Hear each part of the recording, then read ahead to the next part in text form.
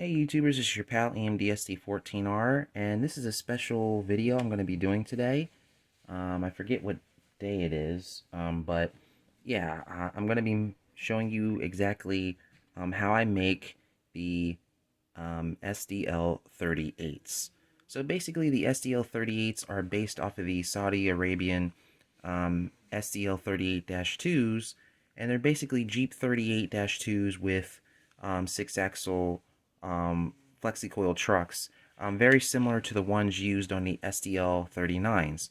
And the reason why the Saudi Arabian Railways is using these flexi-coil trucks on the Jeep 38-2s is because they have a lighter loading gauge than U.S. railroads or North American railroads, but they have the same track gauge as us, and they do buy a lot of the same locomotives that we do. They just have a lighter loading gauge.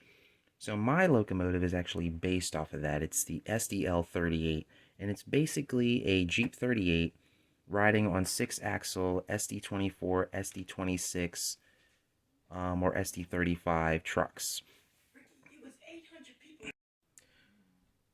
So yeah, this video is basically showing how I actually make these locomotives. So I have a brand new chassis over here. It's Jeep 38 chassis. And I'm going to be using this one to make the final chassis for my SDL38. So I want to show you guys something. So a lot of you guys don't know this, but the truck bolsters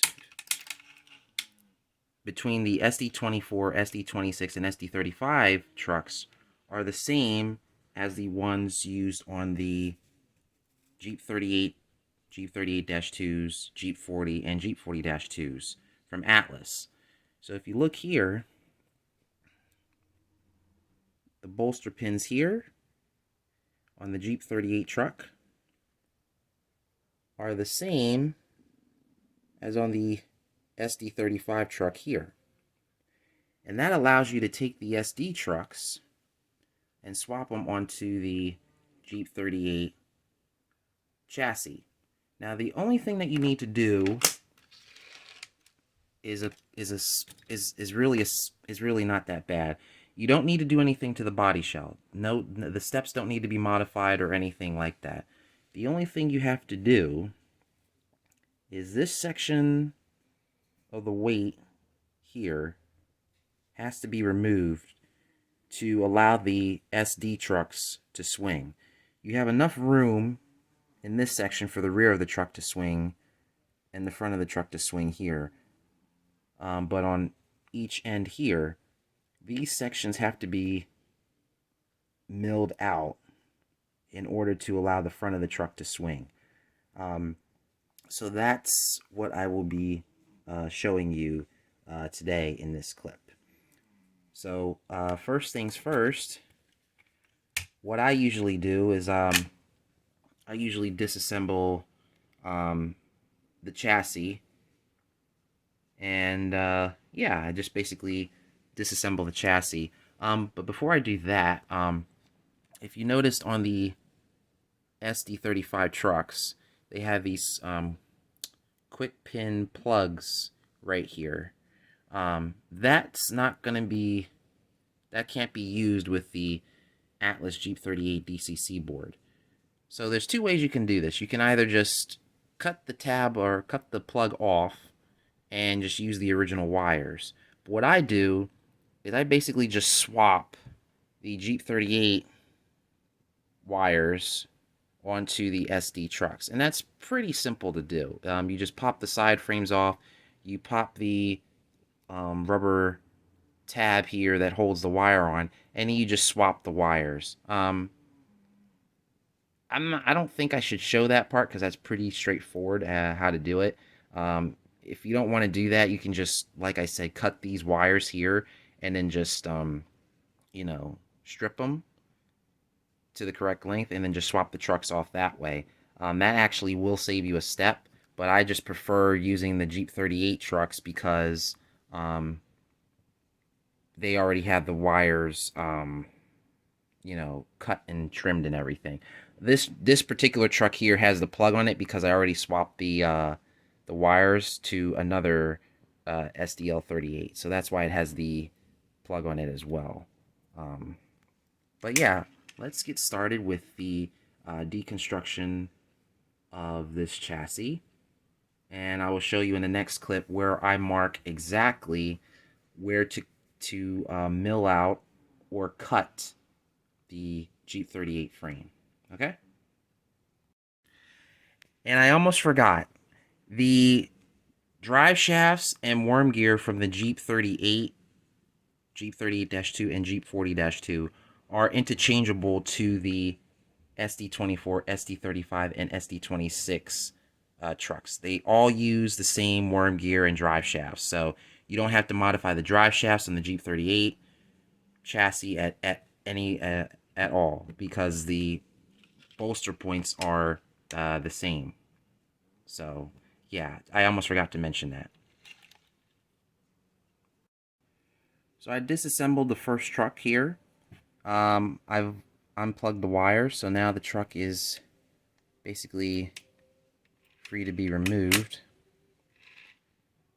Oh, you also need needle nose pliers to remove the tabs on the board here. Yeah, so you also need that. And then pretty much all you do is you just snap the side frames off and remove the wire here, and then transfer it here. Yeah, and that's pretty much it. But let me show you guys. I'll show you that, and I'll show you what it looks like with the wire swapped, and then I'll show you where you mark on the chassis for the modifications. Okay. Oh, and one other thing, the gear towers between the different trucks are all interchangeable too. I just use the Jeep 38 ones because yeah, I just reuse them, but they're all interchangeable too. So in preparation to remove the motor, I actually marked the end where this is the rear of the unit. So this is the rear, this is the front. So when you're disassembling these models, make sure you put the motor in the right way, otherwise your model will go the wrong direction. And then you just got to get a flat Phillips screwdriver, and you can remove the motor. The reason why I recommend removing the motor is because you don't want any of the metal shavings to get into the motor, which can actually damage it. Me being lazy, what I do, I just tape around the motor, and I make sure that the tape is like really secure, that there's no holes in it or anything, and I just leave the motor in place while I do that. But I don't have access to that tape right now, so I don't want to have to deal with a bad motor, so I'm just going to take the motor out and work with it that way. And you also need flathead screwdriver as well to remove the gear towers also. So there is your bare Jeep 38 chassis. There's your bare Jeep 38 chassis. And here is one of the contact truck pickups. This is from the Jeep 38. And you see how it's wrapped around in the hole there. You basically undo that. It's not that hard to do. And you just swap the wire onto the SD truck over here, which is what I'm going to do. Oh, and all your parts, make sure you put them in an area where you can get access to them and don't lose them.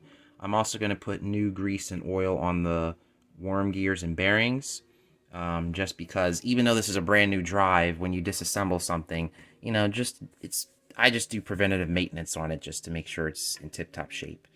Okay, so I will be showing you where I make the cuts on the chassis next.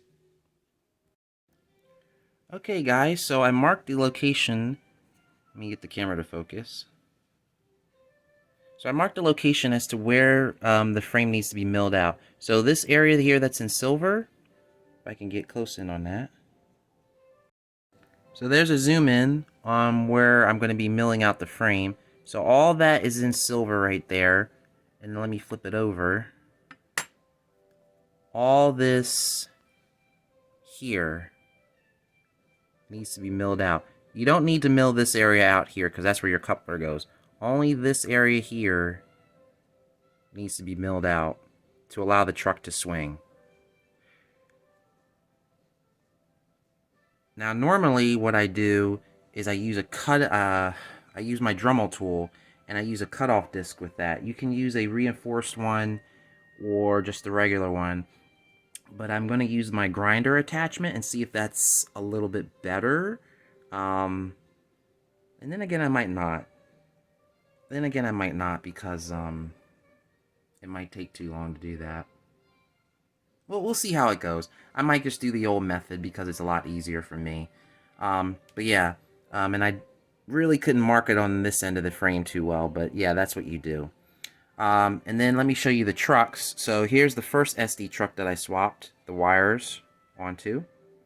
And when you, one thing I want to mention is when you take these trucks apart, like, you just pop the side frames off and then the contacts just come off easily. But just make sure that when you put them back on that the truck, you know, rolls freely, because you don't want anything binding on the outside here.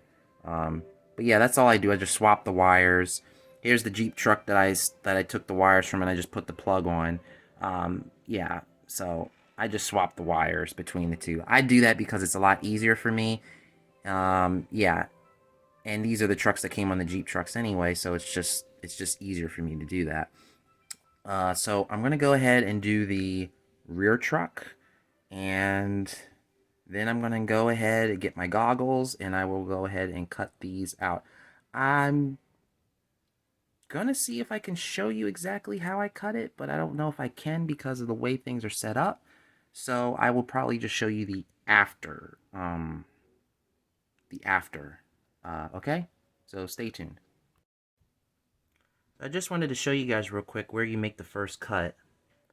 That's right there. You see that? Right there. That's where you make the first cut. And what I usually do is I usually use this bottom sill here as the guide to make the first cut.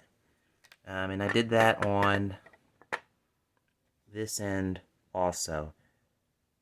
So that's all you need to cut on this end. And then, or the ends I should say. And then you need to cut these off here. So I'm going to do that next, okay? Okay guys, I'm back. And this is what the frame looks like with the modifications done. Now, I will admit it doesn't have to be perfect, but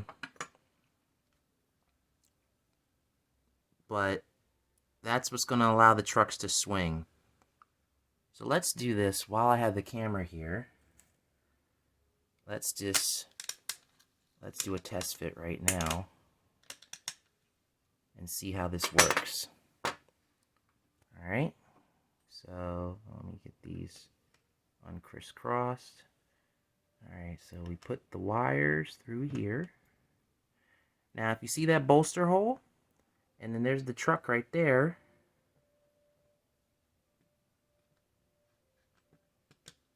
boom. And if you look down here, there's enough clearance. Let me see if I can get a focus on that.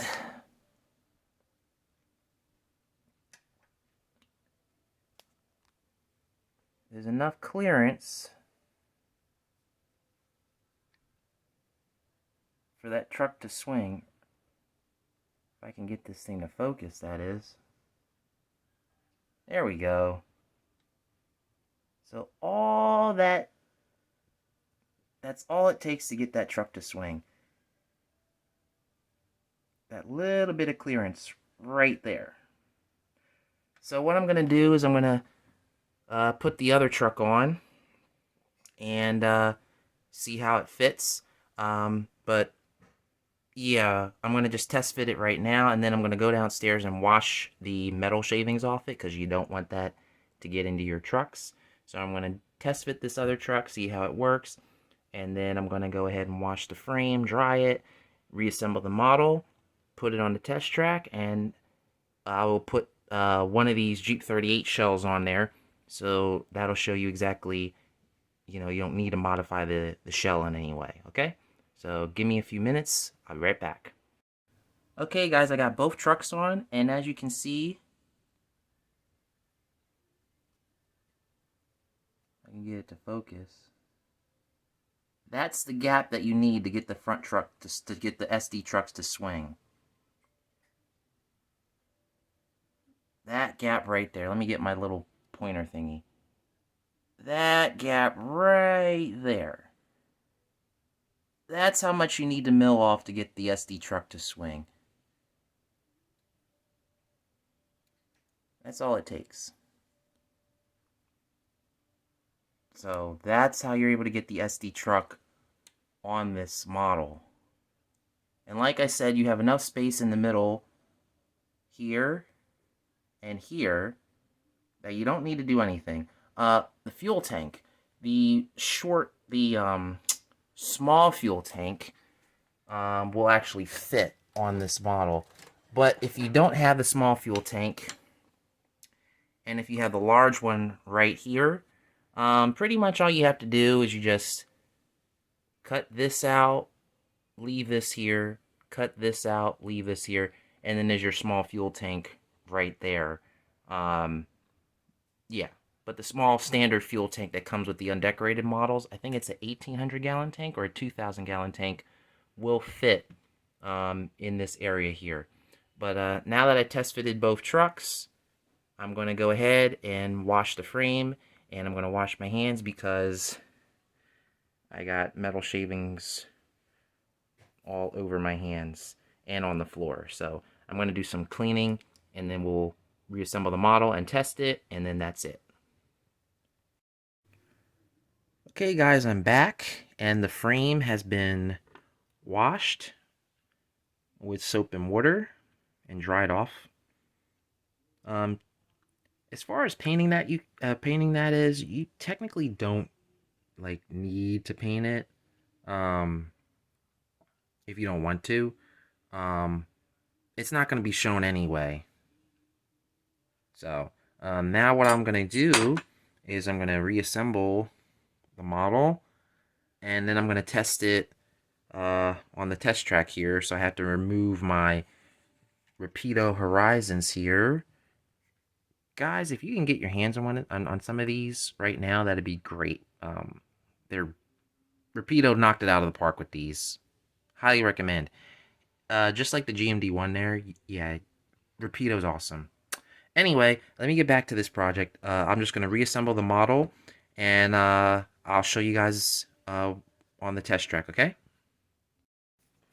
So I had to do some minor tweaks with a large file to fix that gap there. See if I can get that clear for you guys. But now the truck can swing freely on both ends.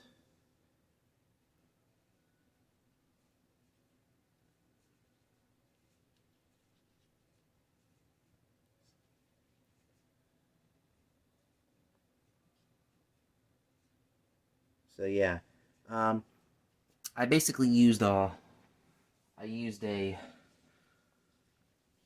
this is the file that I used. It's from, yeah, 8.5 round, large file. It's by Craftsman.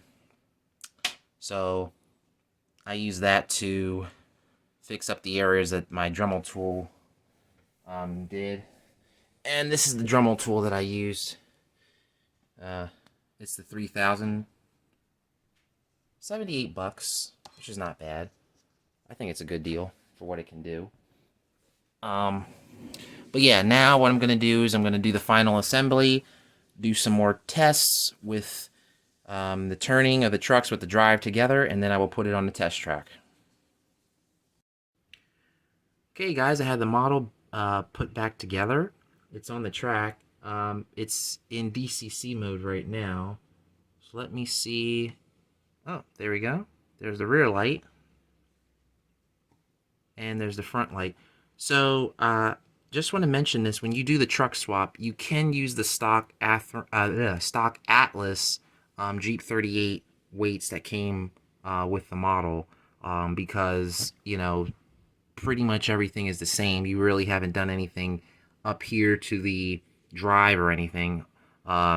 Before I put everything back together, I put new grease and oil on the gears and on the bearings, so everything is going to work perfectly. So let's see how this engine sounds.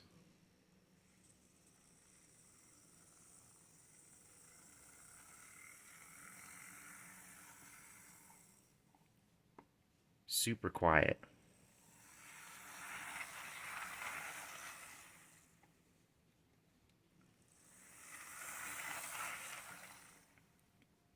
So that's pretty much it. That's how to make an SDL38. Here is one engine that I already did. This is undecorated. And this is the smaller fuel tank that comes with the undecorated model. And as you can see, there's just enough space there for the rear truck to turn. So let me see if I can show that on camera. So there's just enough space to turn the rear truck. And there's plenty of space to turn the front truck. And as you can see, move this out of the way. As you can see here, nothing's been done to the shell. There's no modifications needed to the shell at all. You just turn it on its side like this. So as you guys can see, no modifications are needed. There's plenty of room for the truck to swivel here. And yeah, that's how to make a SDL38. Now this model is totally my variant of the Saudi Arabian SDL38-2, but if you wanted to make a prototypical version of the Saudi Arabian SDL38-2, all you basically need is a Jeep 38-2 and the modifications that I've done to the Jeep 38 chassis, which is identical to the Jeep 38-2 chassis, and you pretty much can make a Saudi Arabian Railways SDL38-2. The only thing is, it won't be 100% prototypical in the sense that the trucks won't have the off-center axle. They won't have that off-center axle. So the middle axle is actually closer towards the front axle here, like the SDL39 trucks. That's the only difference. But yeah, if you wanted to make a pretty good representation of that engine, this is how you do it. Okay, so I hope you guys learned a lot today. I'm glad I was able to finally make this video. If you have any questions, please let me know, and I will be bringing more updates to this project in the near future. At the end of this video, I will be showing a picture of the real SDL38-2, and credit goes to the original photographer and all those who took that picture. So you guys be cool, God bless, and I will see you later. Bye, y'all.